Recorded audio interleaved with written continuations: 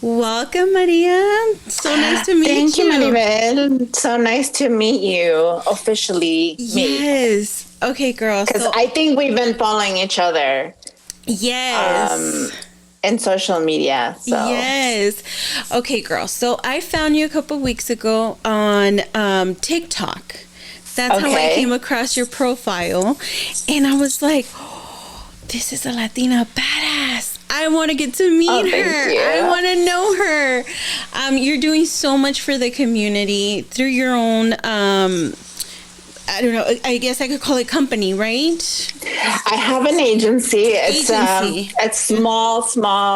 I started as a freelancer, and it's grown. So I Yes. can, so we have a small team, a small social media marketing strategy agency and management for nonprofits and small businesses. Yes.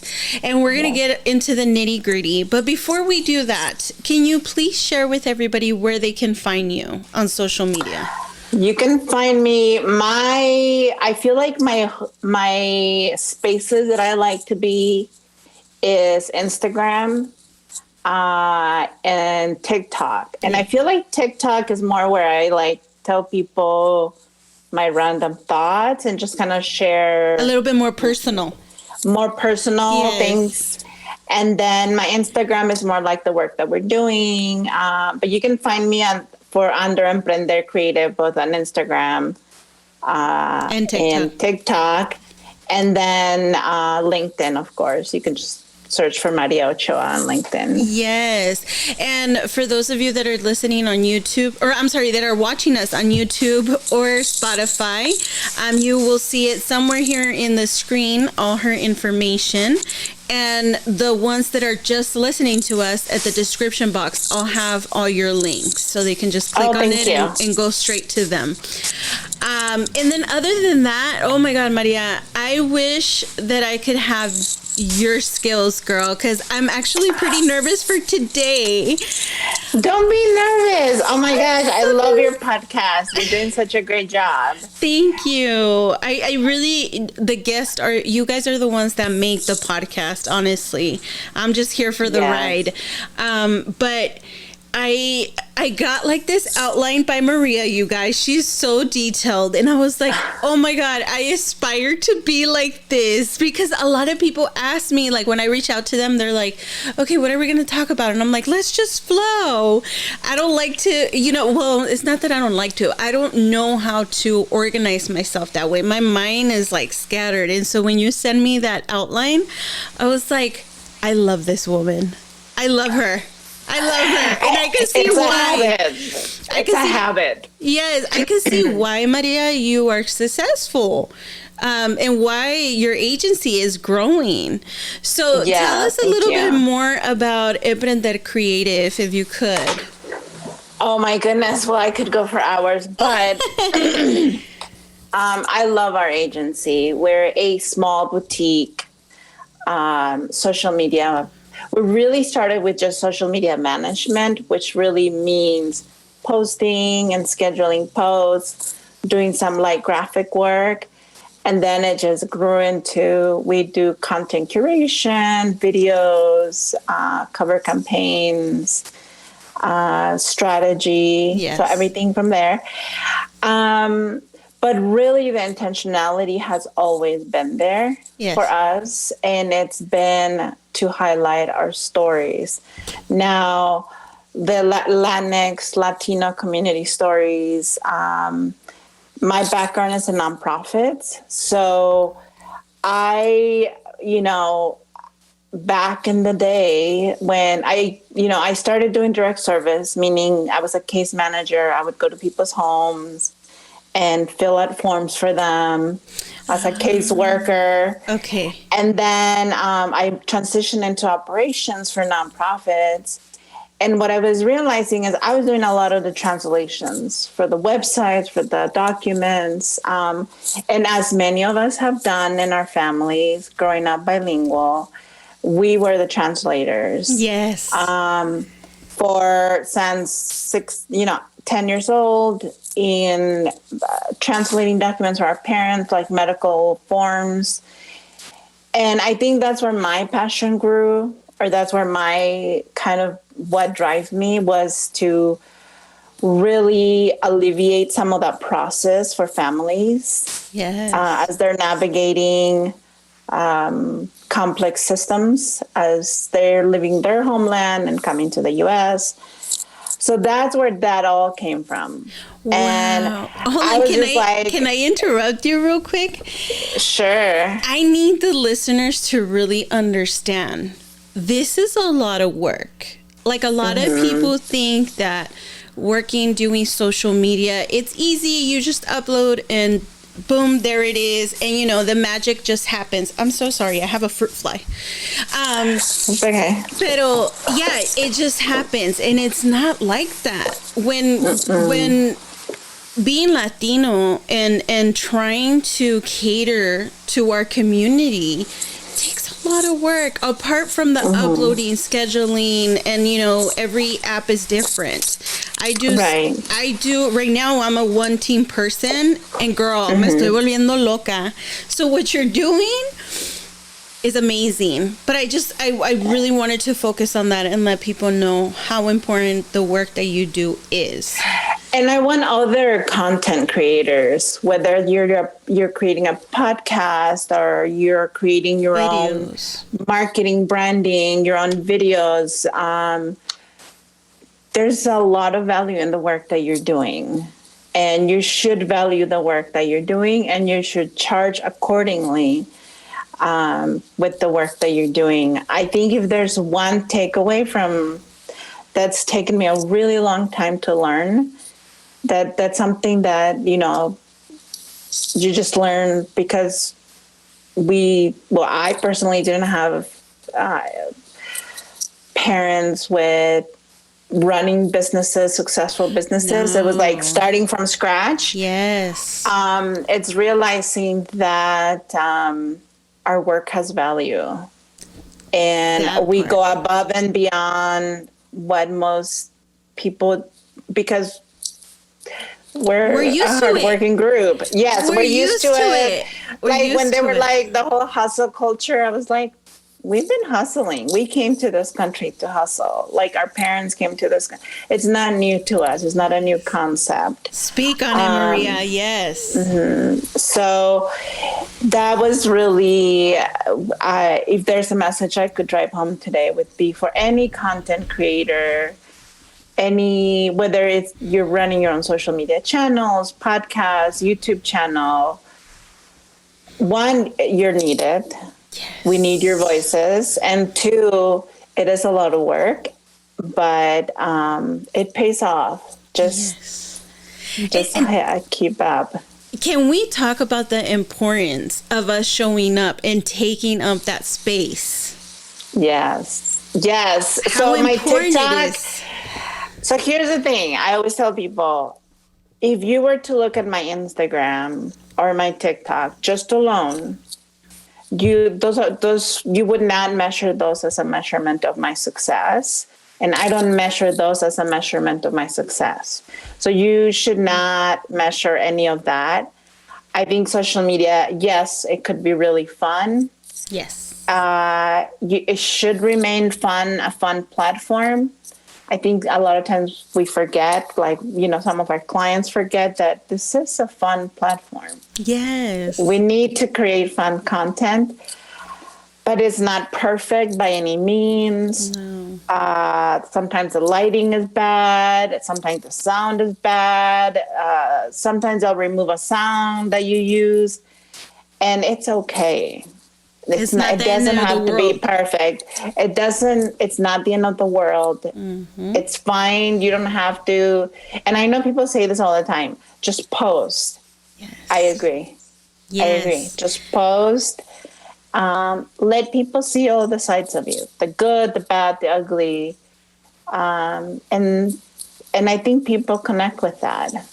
Yes. Even businesses. Mm. Yes. I'll be honest with you. One of the reasons why I think your content called me is because of that, the authenticity. You're not sitting there, pretending and beautiful face, full of makeup, hair pretty. Like that's not what's working anymore. Now, and it's not us. what do you think it is? It's not us. I don't see, I think Is it corporate? we can talk about trends. We can talk about trends and all that. And, the whole clean aesthetic look, it was controversial, like the Mexican clean aesthetic look. And I'm like, this is what we've always been. Yes. We've never been anything but showing up as. I don't think we've been able to be us. And I think that's why it's so hard for us to show up sometimes, right? Yes. Because I feel like growing up, and you hearing the podcast, you probably heard many of the conversations that I've had. We've included where we don't feel like we can share certain things about ourselves, right, to the world.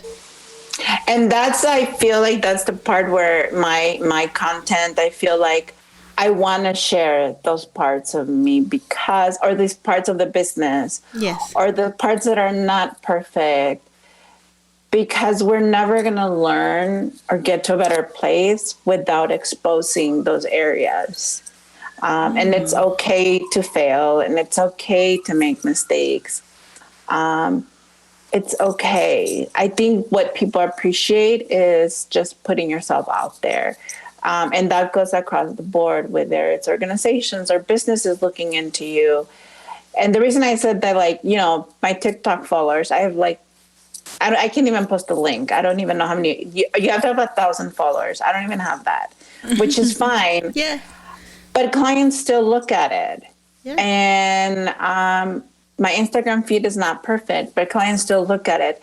They're looking at it for authenticity and to see if they connect with your message. So I always tell people, you don't have to have the perfect branding colors, or you don't have to if you have something to say, put it out there. Because if you're feeling it, there are tons of people are feeling it.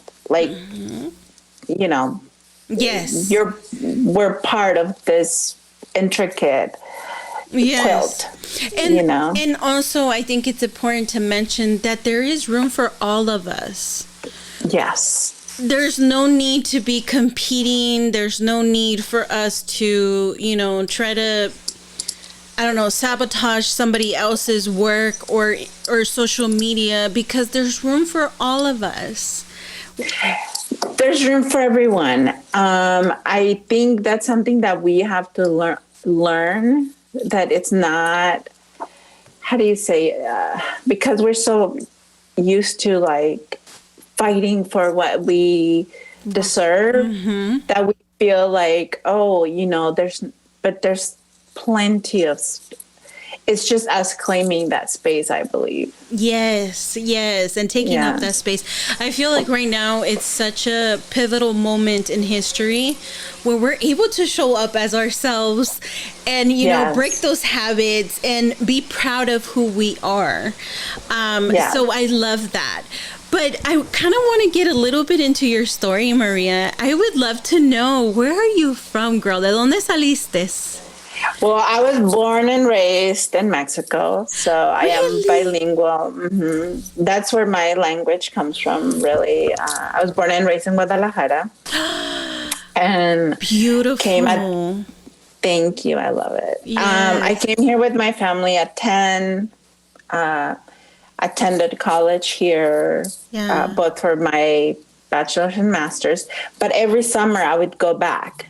I was I would go back and spend the summer in Mexico and come back. Language was always very important to my family, especially to my mom. She was like, we only spoke Spanish at home. We read literature in Spanish because my mom was like, you guys have to learn. My brothers and everyone send their kids to Mexico during the summer so they learn Spanish. So Spanish has always been an important piece for us, to not lose that part of our not history, but of who we are. Yeah, exactly. De quién eres, your roots. De quién eres. Mm-hmm. My mom would always say, venimos a este país, toma lo bueno y deja lo malo. Like, don't lose Oh, I your love language. that. I love that. Yeah. And so that's kind of, and I went into nonprofits I feel like everyone who works in nonprofits haphazardly fell into it. But even then, I was very intentional. I am proud to say I'm very much a product of the system. Not necessarily because my family took food stamps or whatever, but I definitely went to the free clinics. I definitely was, part of programs in school, the ESL programs, which I don't even think they exist anymore. In some schools, not all of them. In some schools. So it's, I definitely see ourselves as being kind of a mix of the two.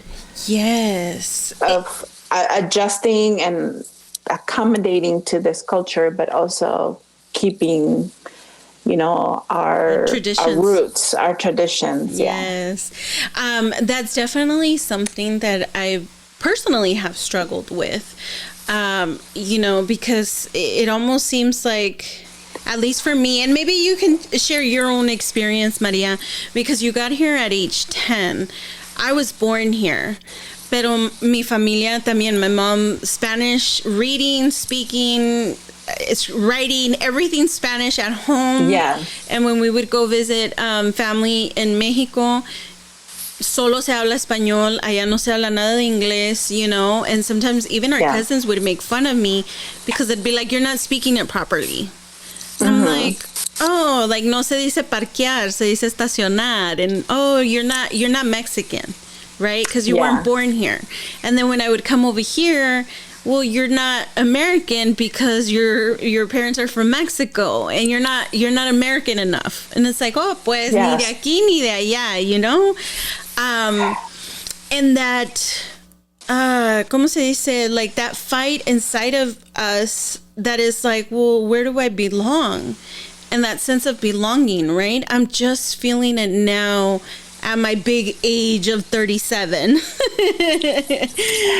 You're so young. This is the best. The 30s are great, and then you hit 40 and you're like, oh my gosh, where have you been all my life? Well, how do you know, girl? You look like you're like... I'm already 40. I'm in my 40s. Yes. You look amazing, Maria. Oh, thank you. You look amazing. I think when you do what you like, I wake up, I kind of create my own schedule. I work in things that I'm passionate about. But I totally hear you about feeling, even myself, I was Mexican. I'm Mexican. And I would go back and you lose some of the language. Even if you're an avid reader, I've always been an avid reader, but there's like key memories that you have, like when you go and then you say you mispronounce something and they make fun of you. Yes. I remember saying the word Oh, yes. Or so. So. And people would be like, oh, mira, ya viene con and they still do that. Yes. But what they're not realizing is we're thinking in two languages, and we're trying to navigate those two languages, and we're code switching. Yes. And that's okay. Yeah. So yes, I definitely got made fun of for saying and for saying things like, I remember one time I said, oh, look, mira los parajitos instead of pajaritos. Yeah, because your mind is thinking faster than your mouth. Yeah. And oh my gosh, that was a joke for years to come. So I hear your pain. Yes. It's, again, another reason why the business, I play a lot with language. Yes.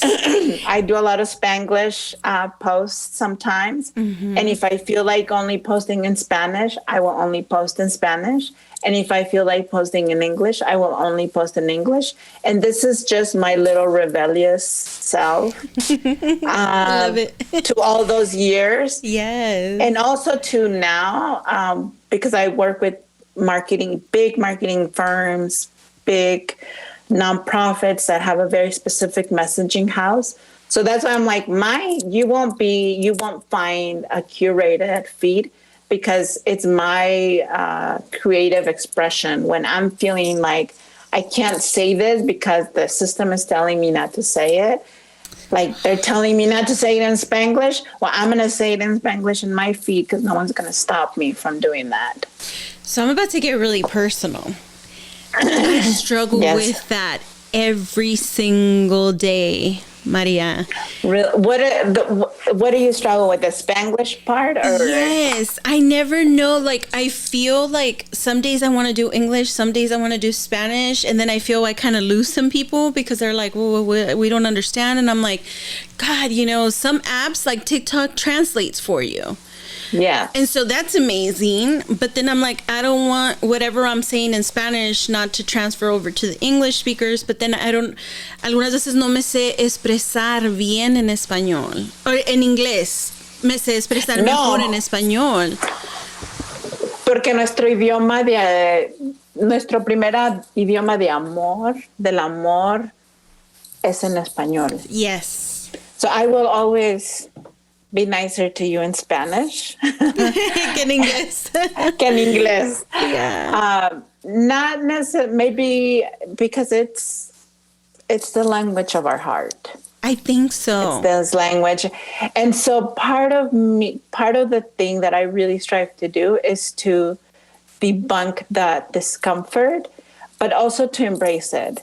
It's okay to sit in the discomfort because language changes and language evolves, and any linguist will tell you this. So, if you say marqueta or parqueadero, or you feel like speaking Spanish and then switching to English, you're not where there's thousands of us feeling that same way. Yes. So eventually people find you for me, it's more important to create community where I identified, where I can feel comfortable. Si te quiero hablar en español, te hablo en español. Si te quiero hablar en inglés, te hablo en inglés. I like and that. That's it. It just That's simplifies simple. it for me. Mm-hmm. And you know what? That is so true. I guess I had never thought about that because most of the people that I follow, like yourself, I look at your content and sometimes it's in Spanish and sometimes it's in English. And I enjoy both. And I'm like, oh my God, I can talk to her. Yes. Y pues sí, hablar el español me puedo expresar mejor. Even with my therapist. When I found my therapist, I finally clicked with the therapist after thousands of therapists that I had gone to. And she's like, do you notice that when you're expressing really difficult feelings, you do that in Spanish? Mm-hmm. Or when you're describing what you went through with your health issues, you say it in Spanish? Right. And I had never noticed that. I was like, no wonder it's so hard for me to talk about like my disabilities and stuff like that in English because I can't express it. And this is the part that gives me the chills that I'm like, yes.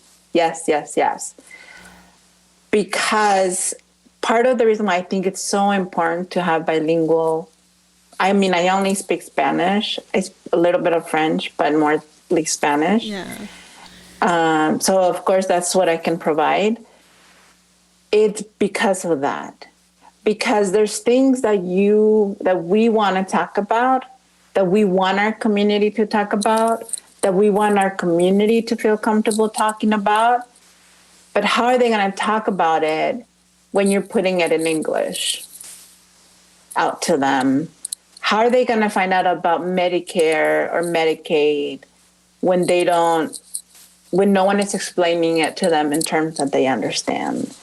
How are they going to understand mental health resources if no one is speaking to them in a way that speaks to their heart, rather than just a Google Translate and here you go, here's the info, and then hoping that it translates properly.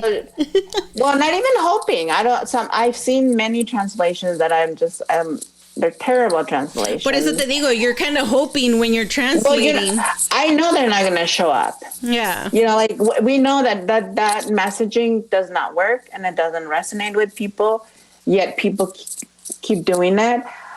I appreciate them trying to do it, but I'm also like, I want to hold you accountable because our community needs to be spoken to properly with just as much respect and care for as any other community.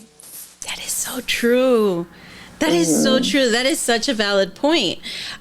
Even like, something so simple as Embracing My Markings podcast. When I started reaching out to people in Spanish, which by the way, my Spanish episodes skyrocket, all in English. That should tell you. Yeah, that should tell you. My audience is Spanish. Pero porque la gente quiere, la gente, o mucha gente, como nosotras, sí, queremos escuchar estas historias de una manera que resuenen con nosotros. Sí. No nada más hablar, no nada más decir, no sé, dar historias sin contexto o para dar, por ejemplo, ayer estaba mirando un video no voy a mencionar la organización, pero estaban presentando un testimonio sobre los inmigrantes en la Florida. Oh, en la Florida. Okay. Y era una persona angloamericana dando el testimonio de una inmigrante, pero ella lo tradujo al inglés. Y la música del fondo. Del fondo era la melodía de Debussy. So, ¿cómo vas a hablar? No, se desconecta. De un movimiento de inmigrantes, de la voz del inmigrante? Le estás robando por completamente la voz a esta persona. Le estás robando la historia a esta persona. Y una persona la cual no es su historia, la está presentando, la está usando en las redes sociales. Y yo pensando en mí, con tantos activistas, artistas mexicanos que tenemos, latinoamericanos, Panteón Rococó, La Marisol, o sea, infinito de cantantes que han luchado por derechos para el inmigrante y ponen una canción de Debussy. Yeah. Entonces, para mí, ahí está el desconecte. Sí, porque sí, algunas veces, o sea, te quedas así como que, ¿qué? No llega, y por eso no llega el mensaje, especialmente a nuestra comunidad. Especialmente, y es por eso que es importante para nosotros tomar como riendas del asunto y decir, no voy a permitir que otra persona diga mi historia, yo voy a decir mi historia. Yes. Yo soy el dueño de esa historia, yo soy la dueña de esa historia. Y es por eso, para nosotros es importante cuando hacemos documentales o cosas para redes sociales, de decirle a las personas y de veras comunicar lo que ellos están tratando de comunicar. Sí. Con sus testimonios e historias. Sí, entonces, todo el punto de eso era de que el logo que tengo dice Embracing My Markings, pero ¿cómo lo traduzco eso a español? Y no lo puedes traducir literalmente, porque Embracing My Markings es como aceptando tu historia, aceptando lo que te hace.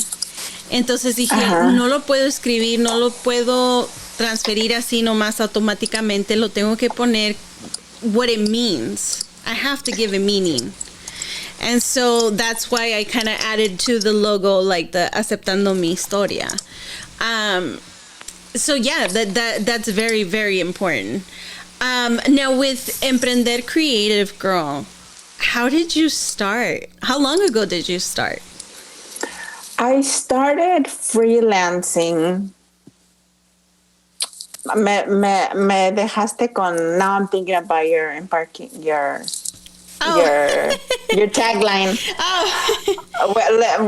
We'll sideline off on that because I actually think it's a great one. Oh, thank you. I think you have a very good it's a good title for a podcast, English or in Spanish, because you're embracing the las huellas, where we come Yes. from, So, anyways, Thank you.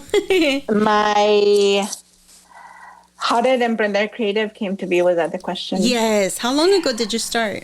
Oh, how long ago? I started freelancing, as I said, just doing document translations, maybe a decade ago. Wow. And then I was still having a full-time job, like Of all of us course. chingonas do, Yes, because, girl. we got to have our job and then like a side hustle. Yes. We run on cafecito all the time. We run on cafecito con azúcar, and that's Yes. what we do.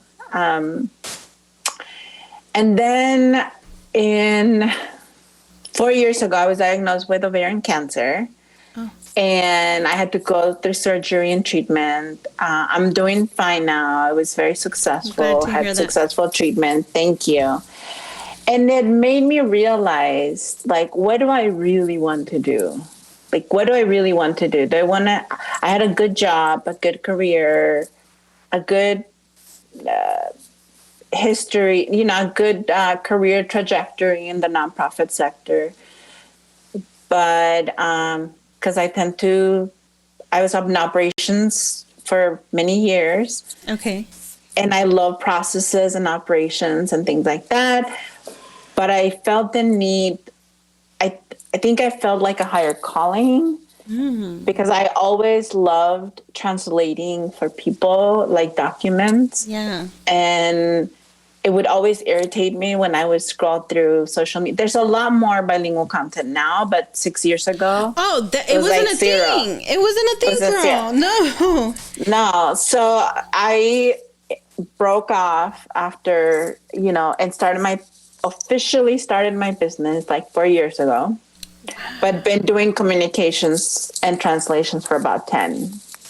Wow. Yes. So, something that's really funny, I've always talked about going to college, but I've never said what I went to college for. Okay. I wanted to be an interpreter.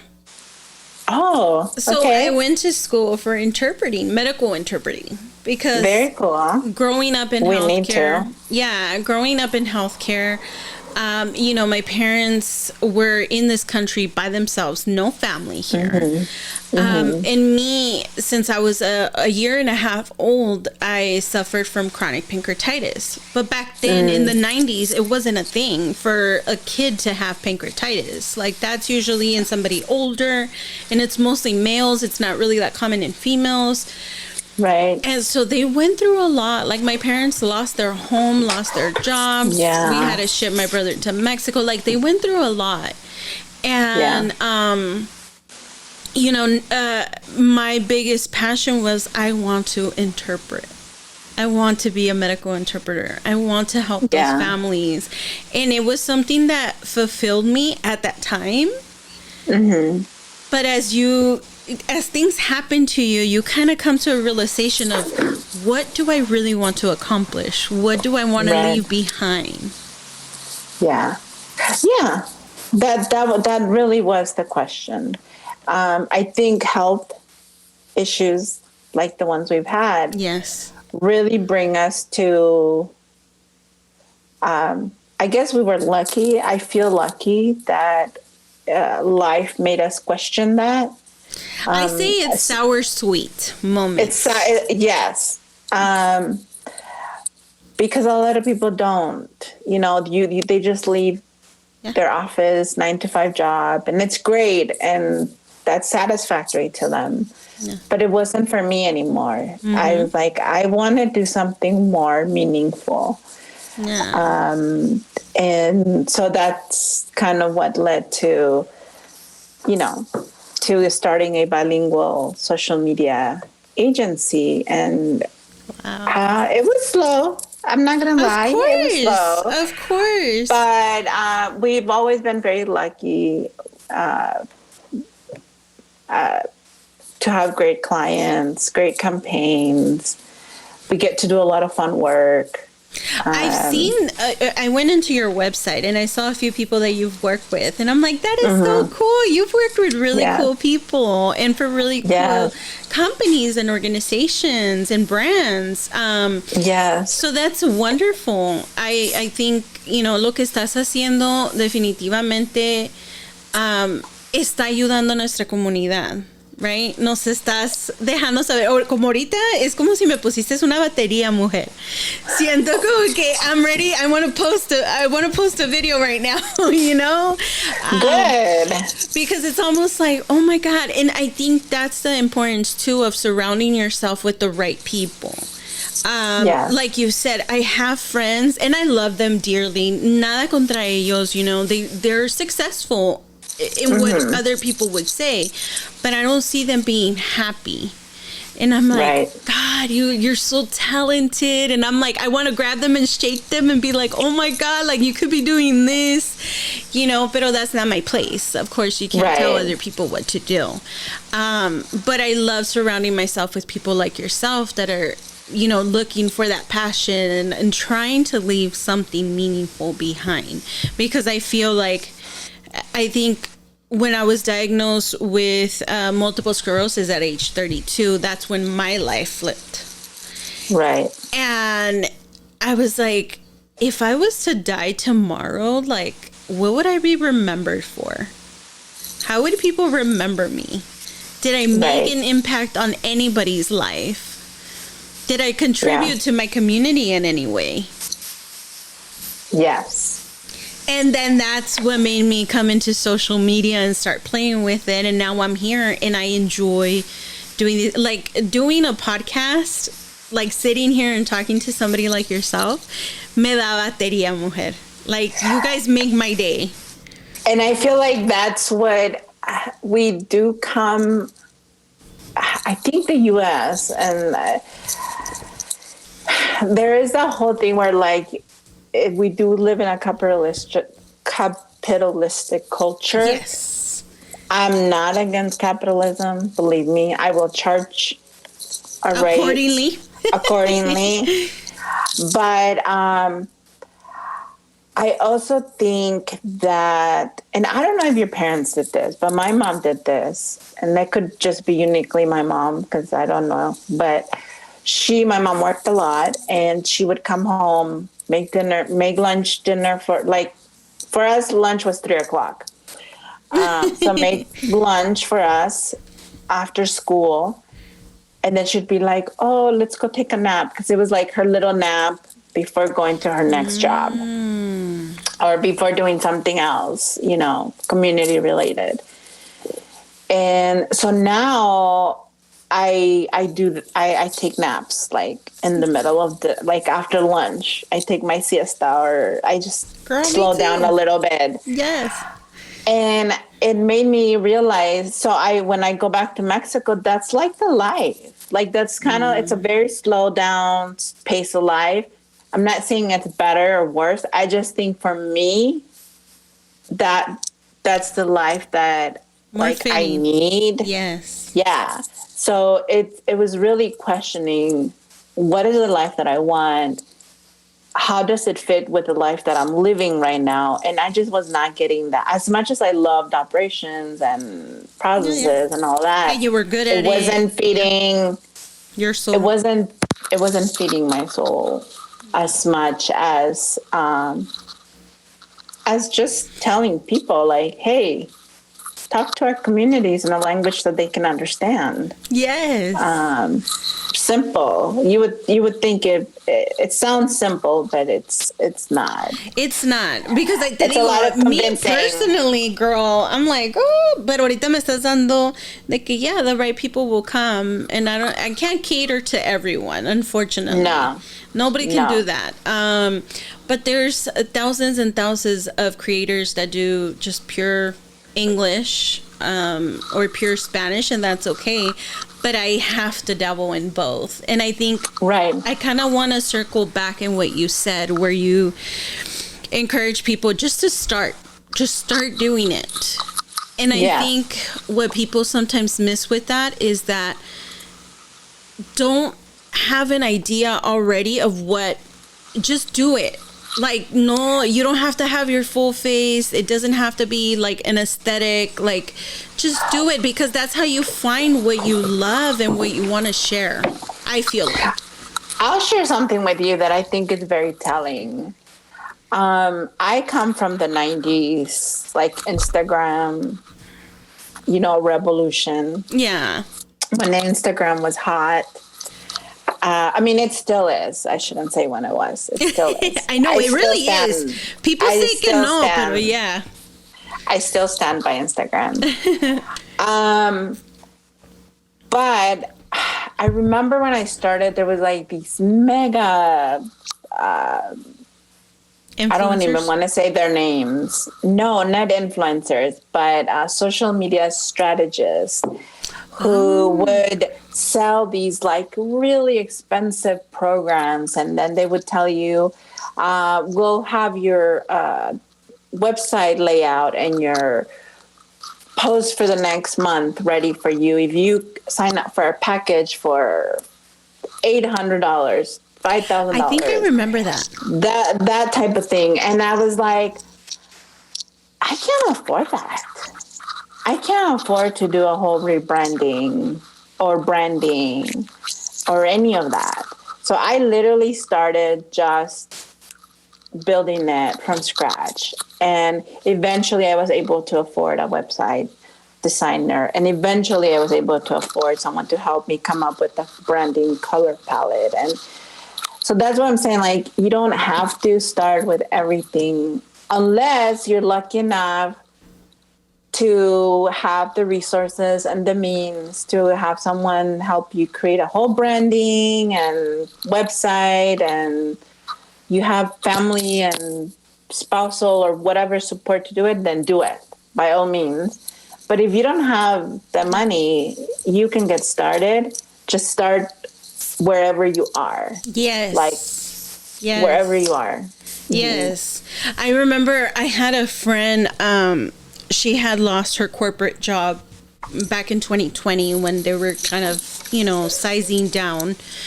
Right. And I'm so sorry. I'm going to interrupt this for a little bit. I hear extra sound. I don't know. Is it your earrings or is it hitting something? Oh, maybe it's my earrings. Hold on. It could be. Do you hear it? There we go. There, yes. I took them off. Thank you. So, she lost her job and she goes, oh, I just got this course. She just told me nonchalantly, I just got this course for $500 on how to start selling on Amazon. I said, girl, you could have paid me those $500 because Google's free. You know that, right? I said, there's so many videos on the internet. Like, you don't have to buy these packages. You could do it all by yourself and just go on the website and just read. They give you guides and they give you stuff. Just do it, girl. And she was like, are you serious? And I was like, yes, just Google. But, if I feel like as long as it was useful to her and it worked, then that's fine. For me, it was just like, I can't afford to pay, $3,000 for someone to design a website. So I'm just gonna start posting on Instagram and then set up a website. And then, it was like a slow progression. And I think that's okay. The sucky part is it didn't work out for her. And she ended up doing something completely different. And I think, she was in that stage where she was trying to figure out what she wanted to do and what was her passion. And I'm like, when you're doing that, girl, there's so many resources. There's no need for you to pay unless you're like 100% sure. It's almost like my son. I go, you can go to college for many reasons, but I wouldn't recommend you paying for a degree that you're not really even going to use unless, you can go to an Ivy League school if you're going to be a doctor, if you're going to be a lawyer, somewhere that is going to be useful. But si no, there's other ways to get to what you want. Yes. Yeah. There's definitely other ways. But, whatever he feels that it's going to serve him the best. Because I think that's where you take advantage of the most. Yes. It's what feels right to you. Yeah.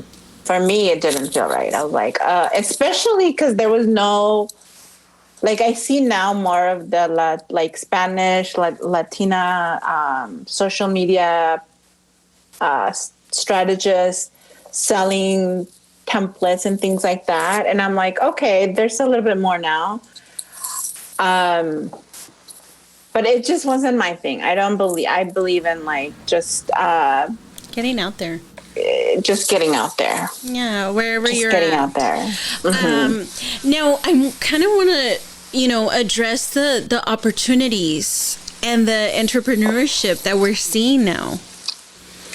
Yes. Girl, talk about that. Because since you work with brands, you work with people, what are you seeing? Well, I think we're all seeing a massive, not a massive, but there's definitely a shift. Which I always thought it was kind of funny because, they used to call us like the sleeping giant. And I go back to the whole thing, like where we're never sleeping. No. We were never sleeping. But we do make up 20% of the U.S. population now, and by 2030 it'll be way more than that. Mm-hmm. So, a little unknown fact I think that a lot of people don't realize is Latinas have the highest buying power in the market right now. So I always tell brands, if you're not marketing to Latinas, you're losing on a huge market. Yeah. I for sure know. I've seen even it. That 20%, it has a huge buying power. Yes. Has a huge buying power. So to me, I'm like, that's a huge opportunity for us to really show up and represent our communities in a way that is truthful about our communities and not in a tokenized way. Mm-hmm. I love when companies are very intentional about their messaging and have very powerful messages. And they see the benefits of it. Like you mentioned, your Spanish podcast and To Do Better. Mm-hmm. It's not a coincidence. It's that we're looking for the content. 81% of Latinos under 75 years old are in social media today. Mm-hmm. 56% of them prefer Spanish content. So the opportunities are there. Yeah. The opportunity is there. Yeah. The opportunity is there. Seize the opportunity, but also be responsible with the opportunities that are there. We need to be stewards. And I just come from a place where, I've taken contracts. I work with businesses where they have an idea what Latinos are and what we look like or what we should look like and how we fit their brand and their sales goals. And my advice for people who are kind of doing what we're doing, which is we're trying to represent our communities, is to not allow your content and the work that you're doing to be tokenized. Because I've had companies tell me, well, can you make this picture of a certain individual darker? Or can you make them, well, we don't want a particular race group. We want this other race group. That's tokenizing, and that's using content for the purpose of your own.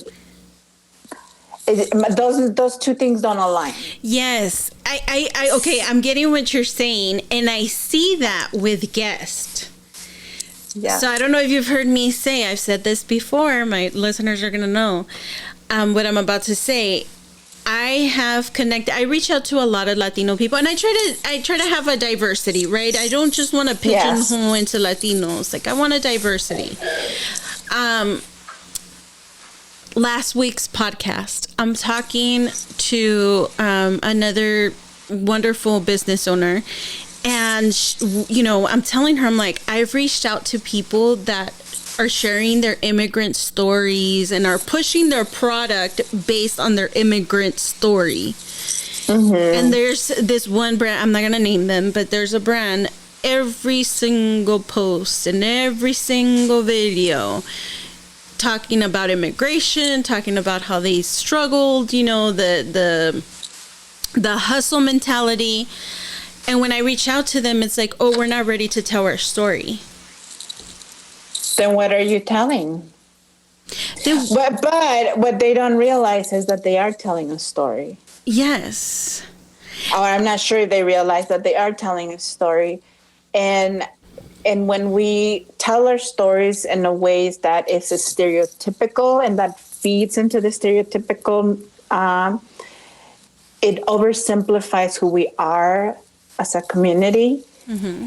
And like the lack of authenticity just like oozes out of that. Yes. And that's a play of discomfort for me. So when I've terminated clients for that particular reason. Yeah. To As say, you should. I wouldn't feel comfortable this doesn't either. align. This doesn't align. This is disregarding the various intersectionalities of our communities. We're not a homogeneous group. So I don't even know who to recommend them to. I just go, good luck and good luck. Yeah. Yeah. Because that's something that is one of our core values at Emprender Creative. Yes. And, and I understand that not everybody, because I've had business owners that I know that I've invited onto the podcast, and they've told me, oh, you know what, I'm not good in camera. Like, I don't feel comfortable with like public speaking and stuff. Like, I don't want that attention. I just want to, show my business. And I'm like, okay, that's fine. Can I record myself going into your establishment? Can I record myself buying up? Yes, of course. Whatever you need, just let us know. And that's okay, because not everybody is meant out to. But when you're selling a narrative to the community, yes. And then when I speak to you in private, it's something completely different. I have an issue. And I haven't posted a lot of interviews, Maria, because it doesn't, like there's something off. It doesn't align. It doesn't align with what you're trying to do.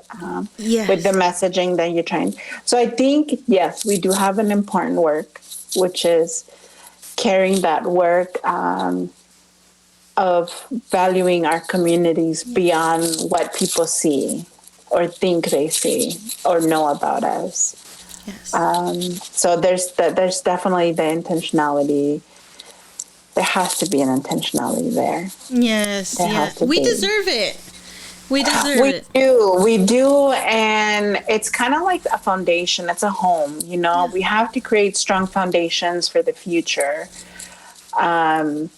Social media, it's ever changing, evolving. I mean, I would say not 3 days go by without getting a new update or notification. I know.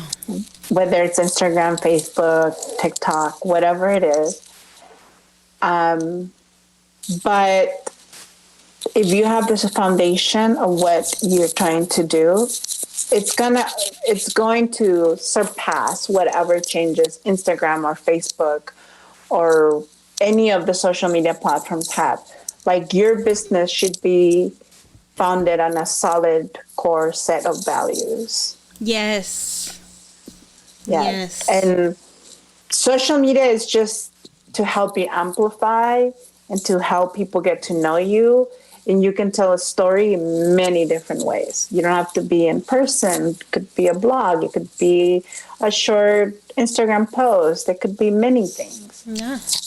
I just saw somebody was sharing their experiencias creciendo en una casa mexicana. Mm-hmm. And it's just a black screen. You could just hear her voice. Yeah. No face, no nothing, but her voice is so soothing, and her storytelling is amazing. And I'm follow. Yes. I want to hear the stories, you know? I might send me her profile because I'm a sucker for, not a sucker, but I enjoy hearing people's stories because I think there's a thread that unites us all. Yes.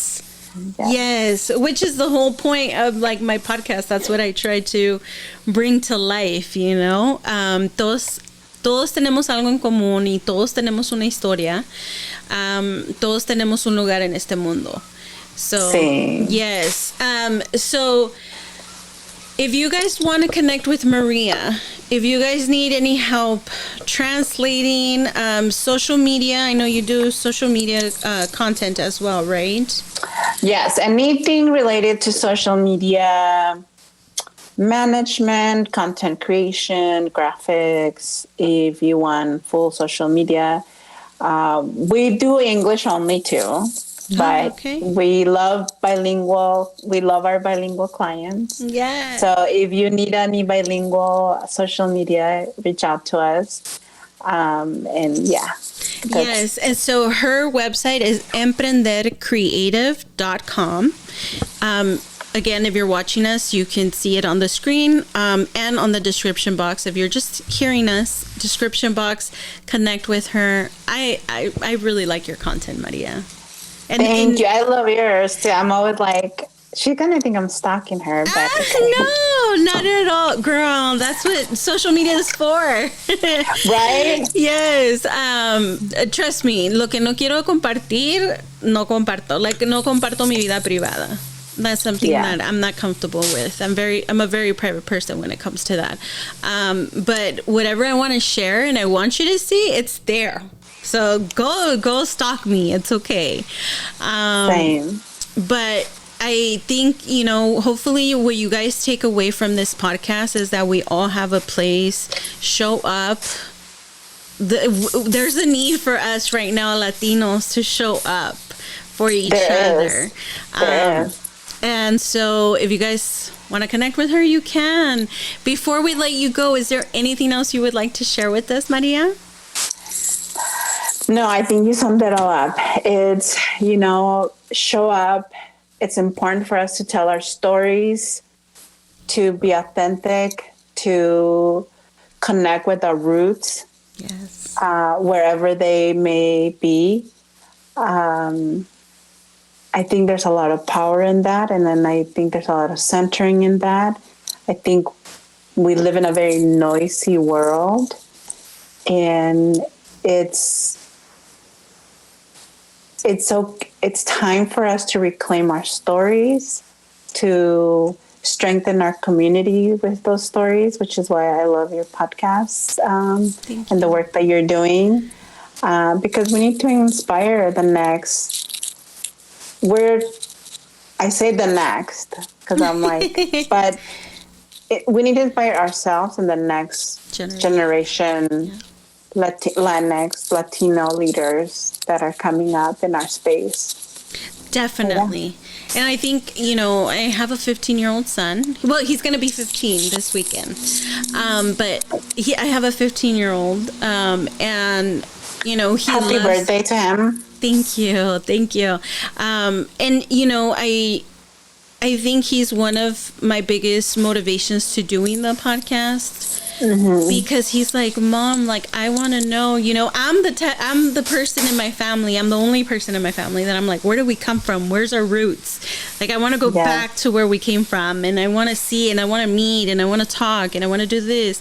And my son is kind of, you know, taking that on now too. And so when he listens to my podcast, when he's listening to the podcast, he's like, wow, Mom, like, I didn't know it was like that in the 70s, or I didn't know this happened, or wow, look at the difference between that person and my grandpa. Like, Yes. he notices it. So yes, it's definitely important to lay that work for the kids that are coming up. Yeah, and for them to know that, it's okay to speak Spanglish, and it's I don't know. Yeah. Because I think we grew up with that stigma, but I like to see, like, I have a 14-year-old. So, Oh my God. like, I love to see him not being ashamed to use Spanglish. Yes. And to just speak Spanish as however he wants to speak Spanish, and not make fun of it. It's okay. Like I said, I think it's just, he has a very strong sense of belonging. Yes. Of his roots and belonging, and that's our job. It's something so simple as his name. I'm gonna bleep this out because I don't like putting my son's information out there. But his name is Miguel Angel. Mm-hmm. And the other day I said, "Hey son, do you like your name?" I named him after my grandfather. Yeah. And so he goes, "Yeah, Mom, I love my name." And I was like, "So at school you don't ask them to like call you, like a American sounding name." Yes. Yes. Or a short. Yes, of the name. And he's like, "No, Mom, no." He's like, "That's not okay." He's like, "They could call me by my name." I'm like, yeah. Wow. Because, growing up, even our names. Yes. Well, my name is Maria, and for the longest time, I'd be like, Maria. And then, I can't even tell you the thousands of times that people would be like, "What's your name? What's your name?" So now I'm just like, it's Maria. Yeah. It's Maria. Say it right or don't say it. It's in Spanish. But I think it does come with the fact that we become, more comfortable with ourselves and our community, and the place where we're more comfortable taking up space. Yes. And I love that. Yeah. So our kids are like, "What are you talking about?" Yeah. We're like, good. Yeah. We're not passing it down. Yes, so. Right? We're breaking generational curses, girl. That's definitely huge. But all right, you guys. Well, thank you so much for tuning in. And Maria, this is your platform. Maribel. Anytime. Thank you so much. We should stay in touch. Yes. And we'll keep supporting each other. Yes. Via our platforms. This is your platform. You can come back whenever you want, Maria. We're here for you. Thank you so much. Thank you, Maribel. Have a great, great day. Okay, bye. Thank you, everyone. Bye. I want to hear your story, or I want to support your small business. To do so, please go ahead and visit embracingmymarkings.com. Thank you for tuning in.